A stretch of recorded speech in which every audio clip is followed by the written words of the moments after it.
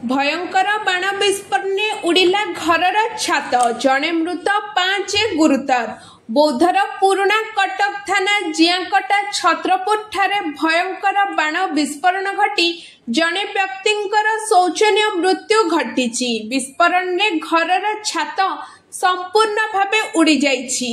भुसुड़ी पड़िथिबा छात तले किछि लोक चापी होई जाइथिले।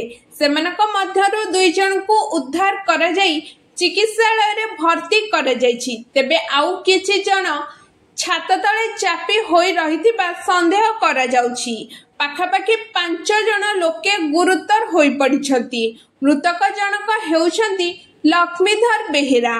पुलिस और अग्निशम बाहिनी द्वारा उद्धार प्रक्रिया चालू रही। तेबे बाण विस्फोरण घर द्वारा छात भुसुड़ी पड़िथिबा देखिबाकू मिलिछि। तेबे एहा प्रथम घटना नुहे।